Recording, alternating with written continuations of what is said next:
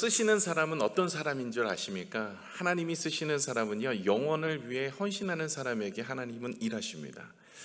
하나님은요, 우리를 사용하신다. 아니, 하나님과 동행하시며 일하시기를 원하는 사람은 영혼을 구원하는 일에 힘쓰는 사람입니다. 어디서 하나님의 기적이 나타날까요? 어디서 하나님의 능력이 나타날까요? 그것은 복음을 위해서 헌신하고 수고할 때 하나님께서는 그 속에 역사하고 힘을 주십니다. 물질을 주셨어요. 건강을 주셨어요. 삶에 좋은 이웃을 주셨어요. 여러 가지 여러분에게 하나님이 귀한 것을 주셨어요. 그것을 하나님의 영광을 위해, 잃어버린 영혼들을 위해서 우리가 헌신할 때 하늘의 기적이 나타나요. 하나님은 그렇게 우리의 인생을 쓰십니다. 성경에 보시면 많은 사람들, 믿음의 조상들, 아브라함부터 요셉, 다윗, 모세, 이런 믿음의 사람들 다 하나같이 그 사람 한 사람에게 주실 축복이 아니라 그 사람으로 인하여서 많은 영혼들이 구원에 이르도록 하나님께서는 그 영혼을 구원하는 일에 그들을 부르신 거예요. 그리고 그렇게 쓰실 때 기적이 일어나는 거예요. 하늘의 역사가 일어나게 되는 거예요. 가만히 앉아있는 사람에게 일어나지 않습니다. 오늘도 영상을 통해 보셨던 것처럼 그 선교사님에게도 하나님께서 육신을 고쳐주시는 놀라운 기적, 그것은 왜 주셨을까요? 영혼을 구원하기 위해 하나님은 그와 같이 동역하기를 원하셨기 때문에 그래요. 우리의 인생에 물질을 주셨어요. 그렇다면 그 물질을 통해서 하나님과 함께 연합하여 일을 하시기를 원하시는데 그것이 무엇입니까? 십자가의 구속의 은혜로 잃어버린 영혼들을 구원하기 위하여 오셨고 그 속에 역사하신다는 거예요. 저와 여러분이 하나님 앞에 쓰임받기를 원하십니까? 그렇다면 오늘부터 결단하고 각오하며 기도하십시오. 하나님, 내가 하나님 잃어버린 영혼들, 우리 주변에 믿지 않은 사람들에게 내가 그 일들에 있어서 헌신하고 수고하기를 원합니다. 이렇게 결단하고 다짐하며 기도하신다면 여러분의 인생을 하나님이 붙드시고 여러분의 삶의 현장 속에서 하나님께서 기적의 역사와 능력을 베푸실 줄로 믿습니다. 성경 다 보시면 하늘의 기적은 어디서 나타나느냐? 영혼을 구원하는 일에 기적이 나타나요. 그냥 하나님께서는 일반적으로 기적을 행하지 않습니다. 우리가 기적이라 한다면 뭐라고 생각합니까? 이건 일반적인 자연적 현상이 아니라는 거예요. 어떨 때 하나님은 그 자연의 현상이 아닌 놀라운 기적을 베푸시느냐? 이것은요, 바로 영혼을 구원하실 때 하나님은 그 일을 행하시더라는 거예요. 저와 여러분 그 일에 힘쓰는 믿음의 모습이 되시기를 부탁을 드립니다. 여러분, 우리에게는 십자가의 구속의 은혜, 그 십자가를 빼놓고는 절대로 성도라고 할 수가 없습니다.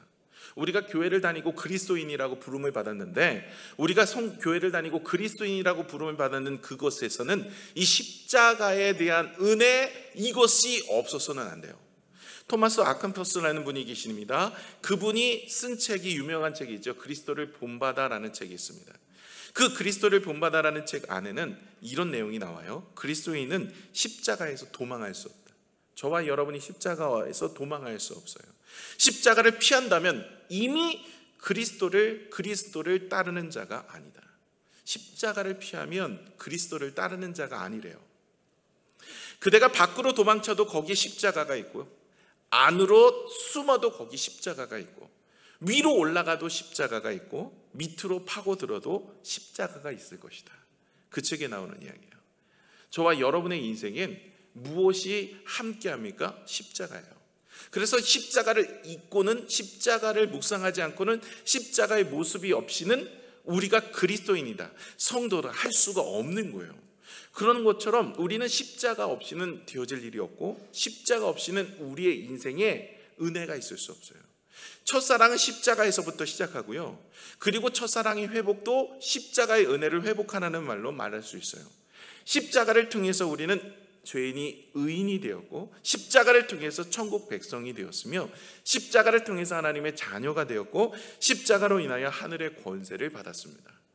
저와 여러분의 인생에 바로 이 십자가 없이는 되어질 일이 없는 거예요. 그리고 되어진 것도 없습니다. 성경 우리가 이렇게 읽고 있잖아요. 이 성경의 구약, 옛 언약, 옛 약속은 무엇에 대한 약속이에요? 예수 그리스도가 우리를 위해 이 땅에 오실 것에 대한 약속이에요. 그래서 구약을 읽으시면 무엇을 바라보게 되냐면, 예수 그리스도가 이 땅에 오셔서 우리의 죄로 인하여 죽으시고 우리를 구원하실 것을 바라보게 됩니다.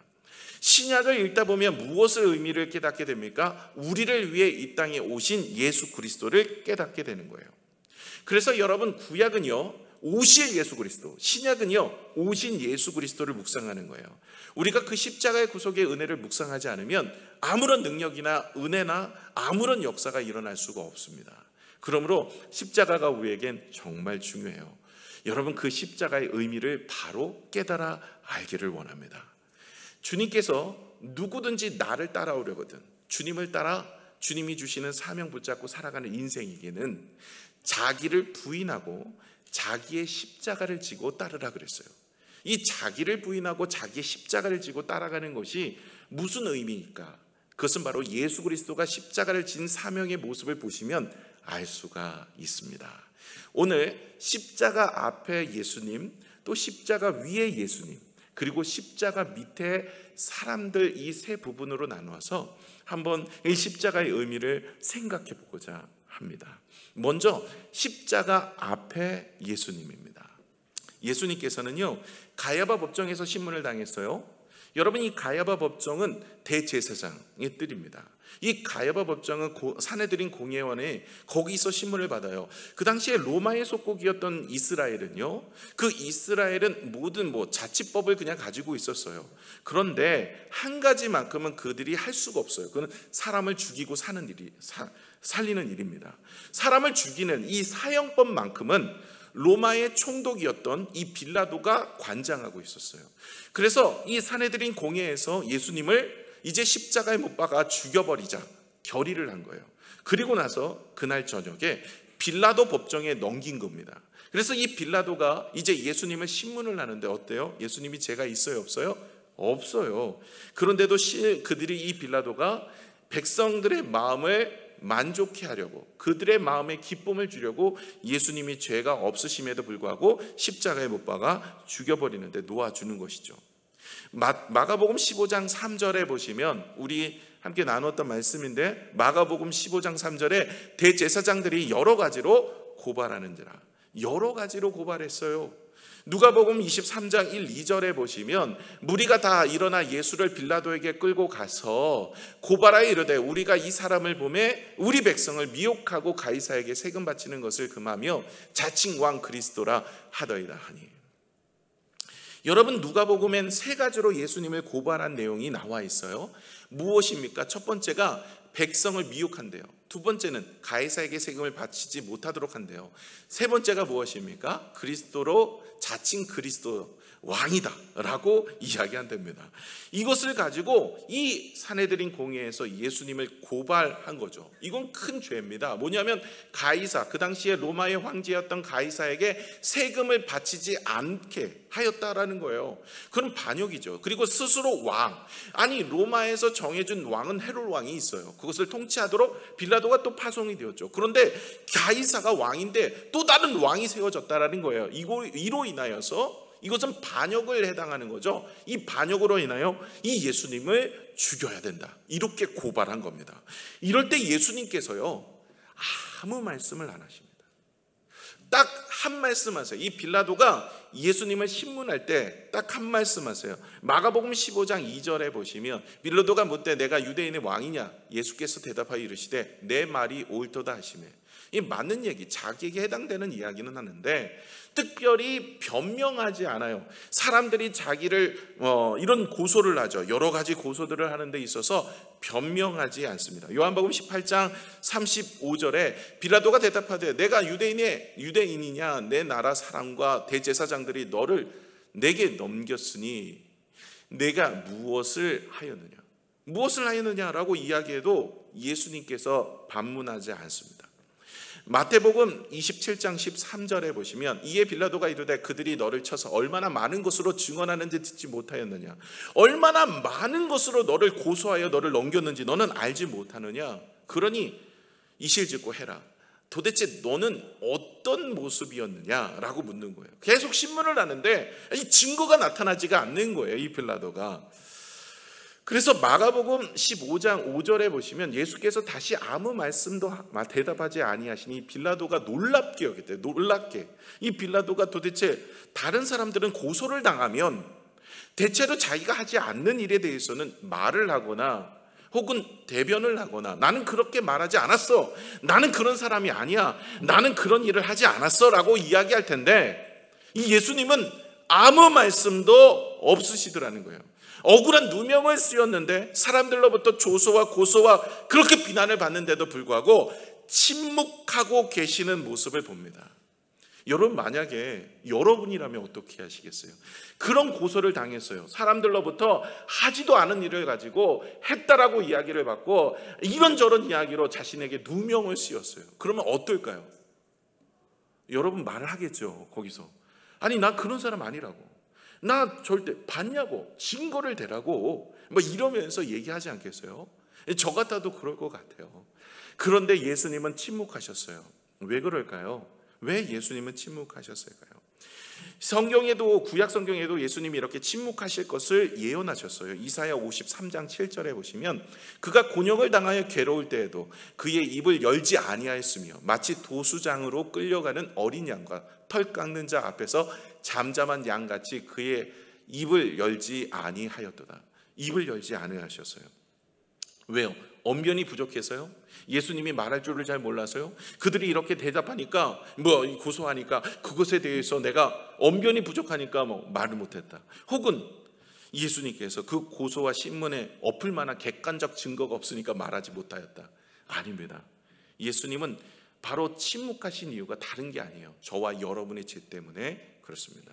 예수님은 자신이 그 모든 사람들의 이야기하는 그 죄를 가지고 십자가에 죽으셔야만 했기 때문에 주님께서는 침묵하시면 오히려 우리를 중보하고 있는 거예요. 우리 어떤 죄요? 바로 이 대제사장과 이 서기관과 유대 백성들의 모습이 바로 저와 여러분의 모습인데 그런 죄 때문에 그렇습니다.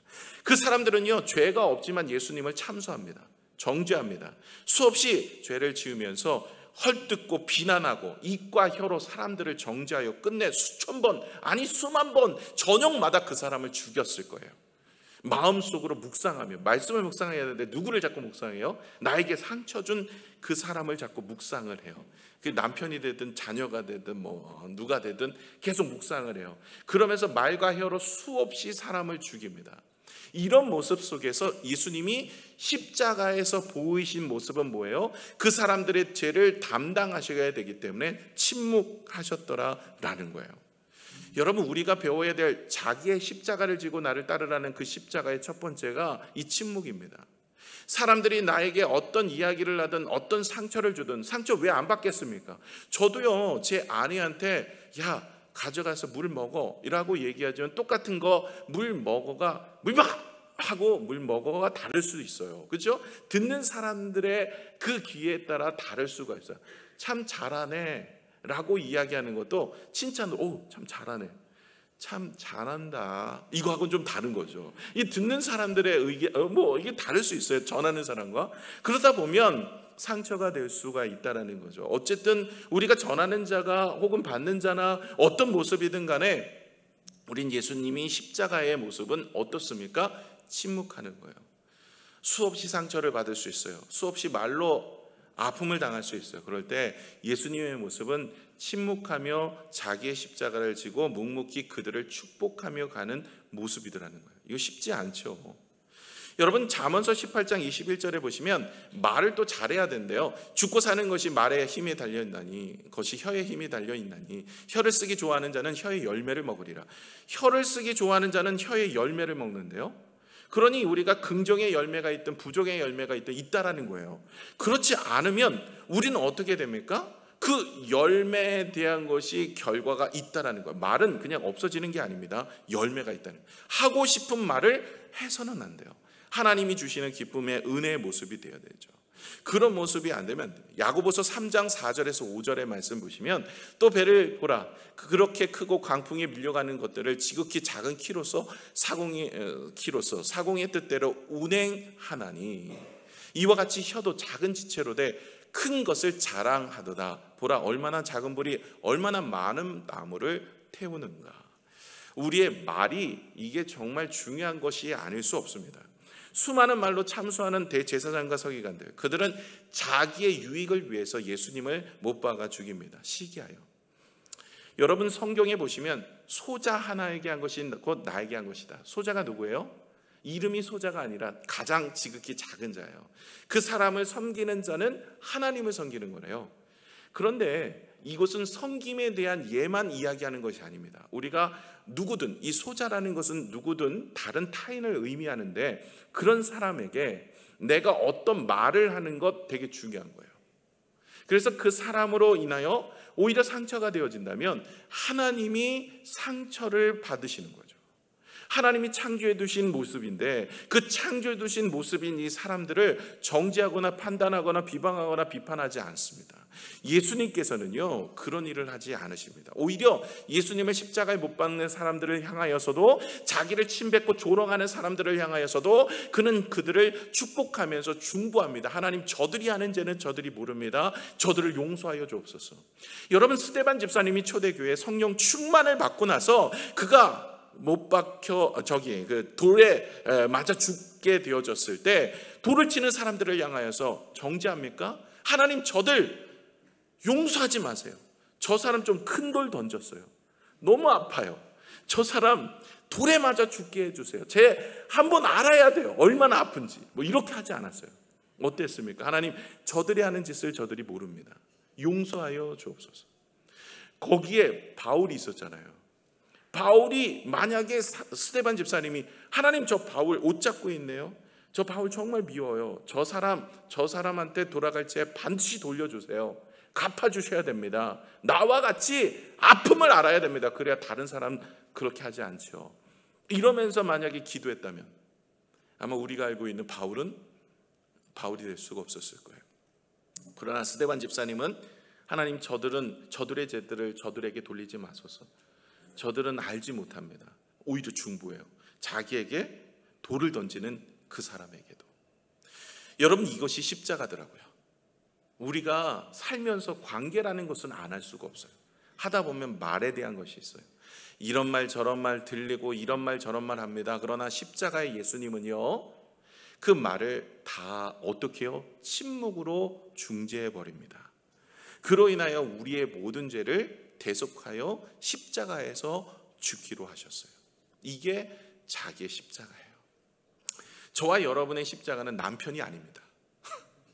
저와 여러분의 십자가 우리 자녀가 아니에요. 물론 자녀, 남편 대체적으로 뭐 이렇게 전체 중에 하나일 수도 있어요. 그러나 성경이 말하는 예수님의 십자가의 모습은 바로 이런 모습이에요. 우리가 살면서 정죄하고 판단하고 비방할 수 있습니다. 그러나 그것을 중재하는 예수 그리스도의 십자가의 은혜를 생각하면서 우리 또한 침묵하며 기도할 수 있는 믿음의 모습이 되어지기를 소망합니다. 소자 하나에게 한 것이고 나에게 한 것이다. 내가 그 사람이 나를 어떻게 대우하든 그렇게 맞받아 대우하지 않습니다. 그리고 우리도 다른 사람을 향해서 비방하거나 비소하거나 조소하거나 혹은 희롱하거나 이런 대제사장과 제사장들처럼 서기관들처럼 유대 백성들처럼 그렇게 한다면 우리는 믿음의 사람, 아직 십자가를 깨닫지 못하고 있는 사람이죠. 저와 여러분이 오늘도 우리가 말을 하거나 혹은 우리가 말을 듣거나 했을 때 예수 그리스도의 십자가의 은혜를 생각하시면서 살아가는 믿음의 모습이 되시기를 축원합니다. 예수님이 능력이 없어서 그렇게 하지 않으신 게 아닙니다. 마태복음 26장 52절 53절에 보시면은요, 베드로가 말고의 길을 잘라요. 말고의 길을 자를 때 예수님께서 이렇게 이야기했어요. 이에 예수님께서 이르시되 내 칼을 도로 칼집에 꽂으라. 이 칼로 가지는 자는 다 칼로 망하느니라. 그러면서 좀 더 이렇게 나가요. 너는 내가 내 아버지께 구하여서 지금 12군단 더 되는 천사를 보내시게 할 수 없는 줄로 아느냐. 12군단이 되는 천사 내려오면요 세상 다 평정됩니다.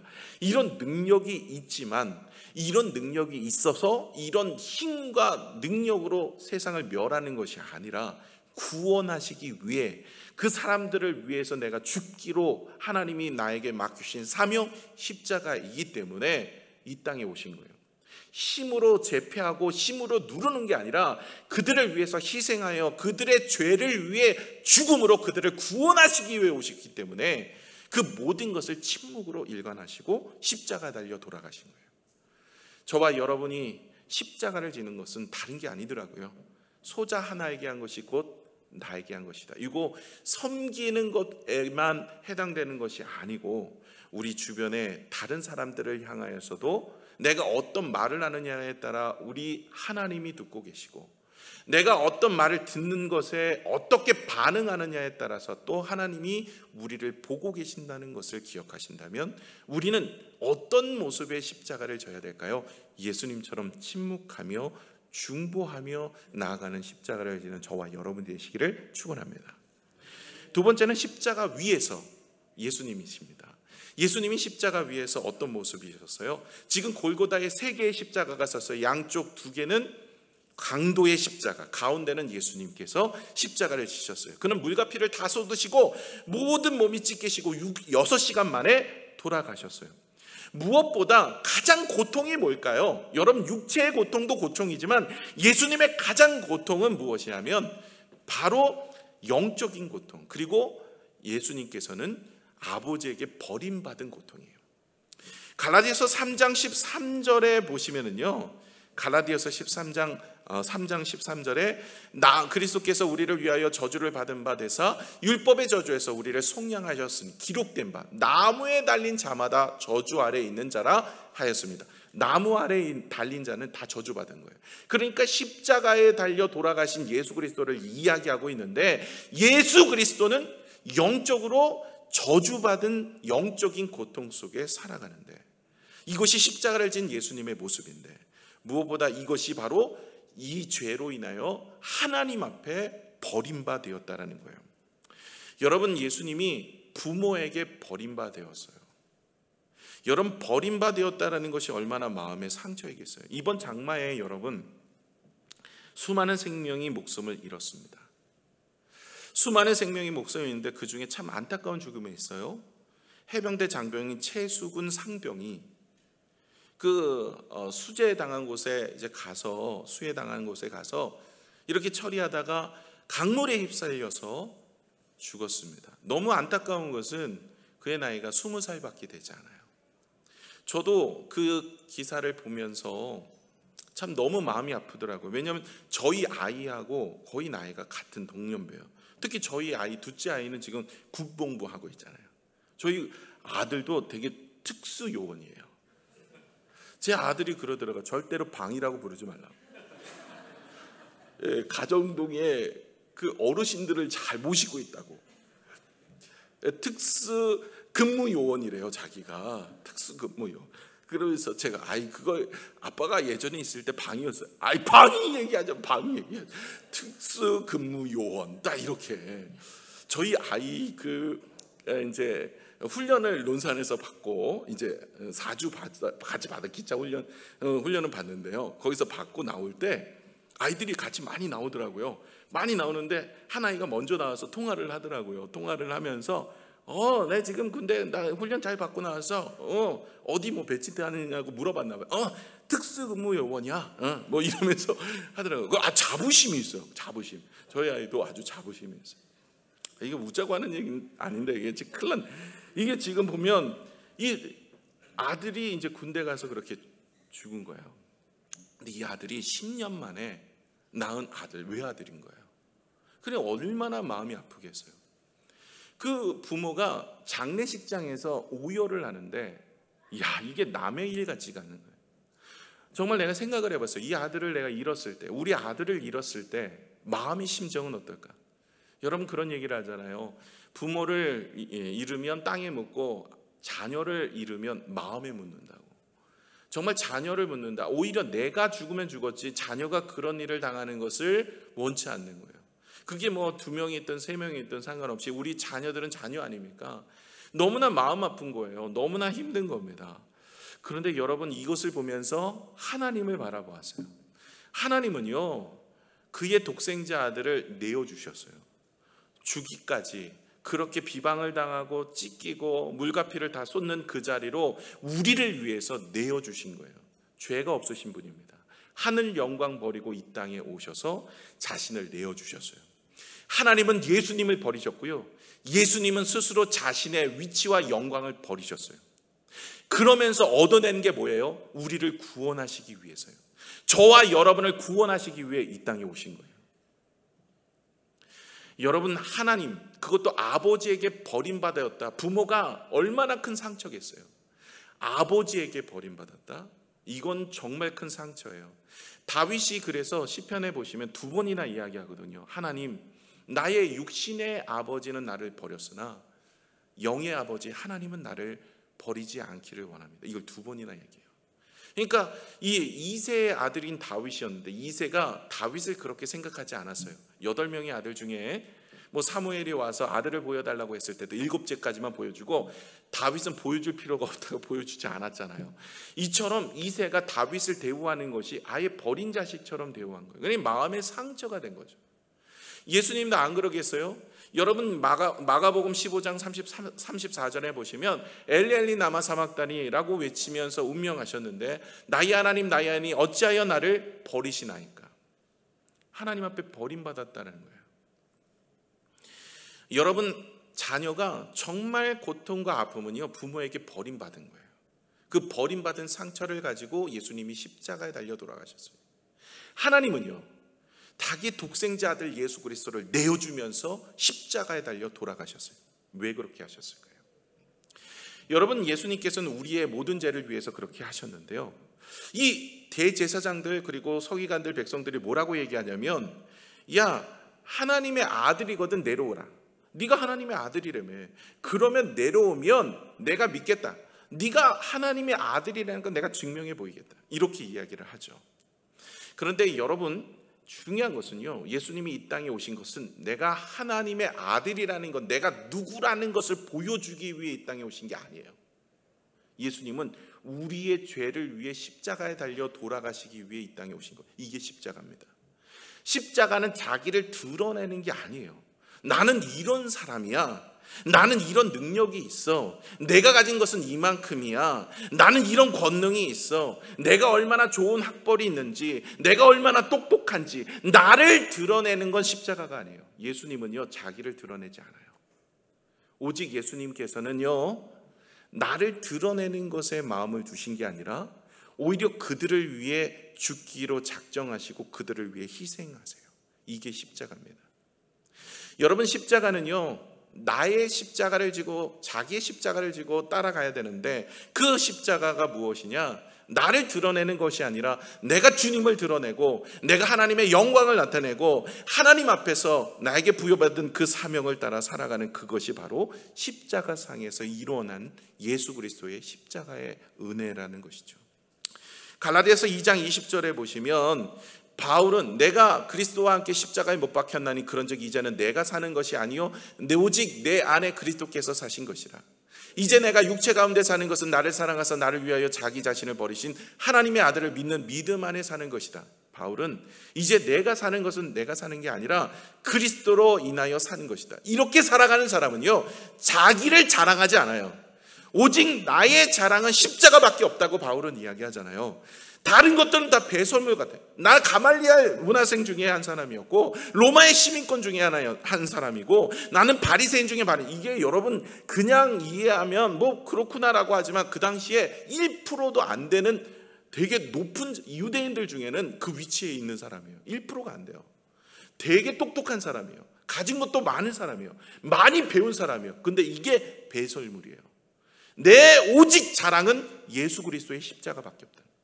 이게 바로 십자가를 지고 따라가는 신앙의 모습입니다. 예수님께서는 겟세마네 동산에서도 밤새도록 기도하셨어요. 그러면서 그 고통이 있었죠. 땀방울이 핏방울이 돼도 기도하셨어요. 그리고 제자들에게 부탁까지 해. 나를 위해 기도해달라. 내가 정말 괴로워 죽게 되었다. 예수님이 이렇게 연약할 정도가 없었어요. 그 정도로 하나님 앞에 버림받고 또 자신이 그 사람들을 위해서 모든 죄를 지고 대속하여 죽는 것이 얼마나 힘들고 어렵다는 것을 알고 있어요. 그러기 위해서 중보하며 기도해달라고 땀방울이 핏방울이 돼도 간절히 기도하고 제자들에게도 부탁까지 하실 정도로 그런 어려움 중에 예수님은 자신을 내어주며 십자가에 달려 돌아가셨어요. 이것이 바로 우리가 져야 될 십자가입니다. 우리가 다른 사람을 위해서 축복하며 중보하는 거예요. 정죄하고 판단하고 평가하고 하는 것이 아니라 그것을 들었다 하여도 침묵할 수 있는 마음, 그것이 십자가고요. 또 하나, 나를 드러내는 것이 아니라 그 사람들을 위해서 헌신하고 수고하고 하나님의 영광을 드러내고 다른 사람을 살리는 일에 내가 죽는 것이 바로 십자가라는 것이에요. 반면에 세 번째, 십자가 밑에 사람들은 어떤 사람들입니까? 우리가 지난주에도 같이 나누었던 빌라도의 모습을 볼 수가 있어요. 이 빌라도는 비겁한 타협자예요. 물론 자기의 의도는 예수님을 십자가에 달려 죽이지 않기를 원하였죠. 그러나 의도와는 다르게 자꾸 환경과 상황이 몰아가는 거예요. 그래 할 수 없이 그 백성들의 마음을 만족하게 하기 위해서 죄가 없으신 예수님을 십자가에 못 박아 죽여버린 거예요. 마가복음 15장 15절에 보시면 빌라도가 무리에게 만족을 주고자 하여 바다바를 놓아주고 예수님 채찍질하여 십자가에 못 박게 넘겨주니라. 죄를 찾은 게 아니에요. 백성들에게 만족을 주기 위해요. 타협을 한 겁니다. 마가복음 15장 10절에 이 빌라도는 알고 있었죠. 이는 그가 대제사장들이 시기로 예수님을 넘겨준 줄 알미로라. 시기하여 넘겨준 거지 죄가 있어 넘겨준 게 아니에요. 누가복음 23장 4절에 보시면 빌라도가 대제사장들과 무리에게 이르되 내가 보니 이 사람에겐 죄가 없도다. 신문했는데 죄가 없어요. 그래서 누가복음에 보면 3번이나 예수님을 풀어주려고 했어요. 15장에 마가복음 15장 우리가 보고 있는 15장이 전례대로 6월절이 되어지면은요 이 죄수 한 명을 풀어주는 그런 유래가 있었어요. 그래서 이 빌라도에게 그것을 이제 빌라도가 백성들에게 그것을 원하여서 이 바라바를 풀어주기를 원하여서 바라바냐 예수님이냐 너희가 선택하라. 그랬을 때 오히려 예수님일 거라 생각을 했는데 바라바를 백성들이 선택을 하죠. 매수당한 백성들이. 그래서 무산이 되어버렸어요. 그랬을 때 마가복음 15장 14절에 보시면 이 빌라도가 이렇게 이야기해요. 빌라도가 이르되 어찌 미냐 무슨 악한 일을 하였느냐 하니 더욱 소리 지르되 십자가에 못 박게 하소서 하는지라. 이 빌라도가 정말로 아니다 절규하듯 외치는 거야. 아니 도대체 이 사람이 무슨 죄를 졌길래 십자가에 못 박아 죽여야 하는데. 그렇게 하다가 그는 끝내 도저히 안 되니까 이제 그들의 만족을 주기 위해서 예수님을 내어준 거죠. 마지막엔 끝내 타협을 해버린 겁니다. 여러분 우리도 본심은 빌라도처럼 그럴 수 있어요. 정말 내가 그러고 싶지는 않았는데 할 수 없어서 한 겁니다. 세상과 타협하고요. 자기와 타협하고 환경과 타협합니다. 신앙을 내어놓고 합리화합니다. 성도가 어떻게 살아가야 되는지를 모르는 거 아니에요. 그러나 내 상황, 내 환경, 내 모습을 바라보면서 계산기 두드려가면서 이익이 되느냐 안 되느냐 그러면서 세상과 타협을 하면서 살아갑니다. 사단은 이 타협을 이용하여 우리를 넘어뜨리고요. 이것을 융통성이라고 이야기합니다. 적당하게 좀 살아. 주일은 52주나 있는데 뭐 매일 주일날 교회를 가? 가끔 가면 돼. 아니 개모이면 1년에 한 번이고 가정여행도 있는데 아니 무슨 예배 그렇게 드려서 뭐 하겠어. 이러면서 타협하며 살아가게 하죠. 라오디게아 교회 4대 교회에 대해서 성경은 이야기하고 있습니다. 라오디게아 교회 차든지 덥든지 하라. 미지근하면 내 입에서 내치리라. 여러분 이 라오디게아 교회를 향해서 하나님은 심판하실 내용이 뭐예요? 미지근한 신앙이에요. 대충 어느 정도 타협하고 살아가는 신앙. 세상이든 하나님이든 선택을 해야 되는데 아니 하나님을 선택도 안 하고 세상도 선택 그냥 종교인으로 살아가는 거 하나님 내 입에서 내치리라. 하나님 싫어하시는 거예요. 4대 교회 뭐라고 얘기합니까? 살아있는 것 같으나 죽은 교회다. 겉모습은 그리스도인 같은데 삶의 모습은 전혀 성도의 삶을 살아가지 않아요. 이런 사람은 구원에 이를 수가 없는 것이죠. 저와 여러분이 세상과 타협하며 살아가고 있는지 우리가 한번 돌아보는 한 주간이 되셨으면 참 좋겠습니다. 두 번째는 뭐예요? 이 십자가 밑에 있는 군사들이에요. 이 군사들은요 예수님의 옷을 제비 뽑아 나누고 있어요. 마가복음 15장 24절에 보시면 이 십자가에 못 박고 그 옷을 나눌세 누가 어느 것을 가질까 요 제비를 뽑더라.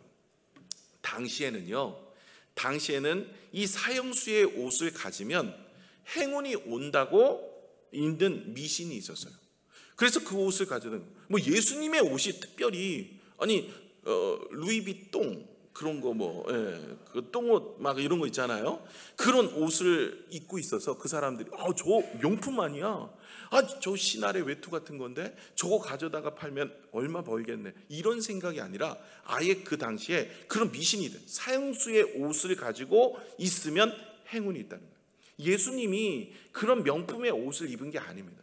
지금 이 사형수들은요, 지금 이 군병들은요, 예수님의 겉옷은 4조각으로 나눠서 각각 가져갔어요.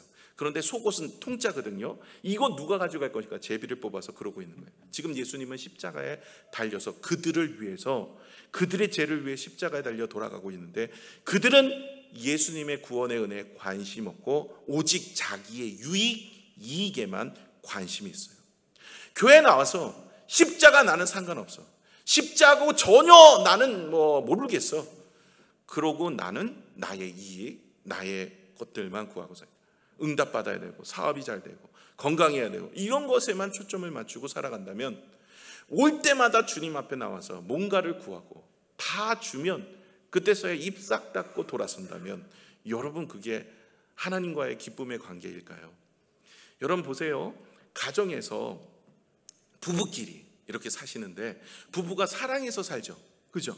그런데 여러분 사랑해서 사는 부부가 사랑의 관계가 아니라 이익 관계다. 서로 뭔가가 필요하니까 산다. 이러면 어떠세요? 여러분 두 분 어떠세요? 여러분 뭔가 필요해서 사세요? 사랑해서 사세요? 필요해서 살아요? 이렇게 답을 뭔가 남편이 좀 쓸만하다. 아직도 멀쩡하니까 돈 벌어올 만하니까 아직 죽이면 안 되고 그래서 좀 더 이거는 부부가 그렇게 서로 뭔가를 얻으려고 사실은 이익 집단이면 그거 얼마나 슬프겠어요. 부모와 자식이 있는데 자식이 부모를 바라보면서 뭔가 얻을 수 있으니까 유산이 좀 있을 거니까 내가 좀 잘 보여서 뭔가를 얻겠다. 그런 관계 속에 있는 가정이라면 얼마나 슬픈 가정이겠어요. 여러분 우리 하나님과 우리와의 관계도 마찬가지 아닐까요? 하나님과의 관계 속에서 우리가 하나님을 바라볼 때 하나님은 우리의 아버지고 우리는 양자 삼아 주셨는데 그런 관계 속에서 늘 뭔가 얻으려고 내가 뭔가를 유익을 누리려고 그렇게 다가간다면 그 온전한 신앙은 아닙니다.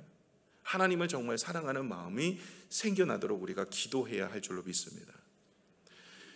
세 번째는 대제사장과 서기관들이에요. 이게 마지막인데요. 여러분 이 사람들이 지금 뭘 하고 있어요? 하나님을 기쁘시게 하는 사람들이 대제사장들은 하나님께 제사를 드리는 사람이에요. 서기관들은 성경의 말씀을 가르치는 사람이에요. 이 두 사람은 누구보다도 성경에 대해서 잘 알고 하나님을 기쁘시게 해야 되는 사람인데 오히려 하나님의 아들 예수 그리스도를 못 박아 죽이는데 앞장선 사람이 되어버립니다. 왜 그럴까요? 성경을 아무리 많이 알아도 아무리 많이 읽어도 아무리 많이 가르쳐도 영적인 눈이 닫혀 있으면 하나님이 어떤 뜻을 가지고 있는지를 깨달아 알지 못하는 거예요. 마가복음 15장 31절에 이 사람들이 그와 같이 대제사장들도 서기관들과 함께 희롱하며 서로 말하되 그가 남은 구원하실 때 자기는 구원할 수 없다. 이렇게 이야기하고 있어요. 내려오면 내가 믿을게 라고 이야기합니다. 아니요, 내려와도 안 믿었을걸요. 그들은요 3년 동안 예수님이 수많은 기적과 표적을 보여주었음에도 믿지 않았어요. 왜 이럴까요? 영적인 눈이 닫히면요 아무리 성경을 많이 읽고 묵상해도 깨닫지를 못합니다. 교회를 수십 년간 다녀도 하나님의 뜻을 알지 못해요. 그래서 우리는 기도해야 돼요. 하나님 영적인 눈을 열어주시옵소서. 보면 믿겠다. 여러분 봐도 안 믿는다니까. 오늘 영상 보면서 박영희 선교사님 아니 육신의 병 들어서 하나님을 만났어요. 교회 가서. 그리고 나서 하나님이 고쳐주셨어요. 보여줬잖아요. 믿어요? 안 믿는다니까요. 좀 시간이 지나면 다시 이전으로 돌아가요. 이게 우리의 모습이에요. 저 많이 봤어요. 교회 안에서. 아니 고쳐주면 정말 하나님 믿겠대요. 하나님 앞에 나오겠대요. 아니 고쳐줬어요. 하나님의 기적을 봤어요. 안 나와요. 이게 믿음이 그 사람이 악한 게 아니라 믿음이라는 게 본다고 믿어지지 않는다는 걸 증명해내는 거예요. 여러분 성경에 10가지 재앙을 애굽에 보내줬으면 애굽 사람들도 하나님이 누구인지를 알 거 아닙니까? 안 믿어요. 여러분 믿음은요 우리가 이해로 되어지는 게 아니에요. 믿음은 하나님의 선물입니다. 그래서 하나님 앞에 영적인 눈이 열려질 수 있도록 기도하시고 하나님 앞에 믿음을 구하는 우리의 모습이 되셔야 돼요.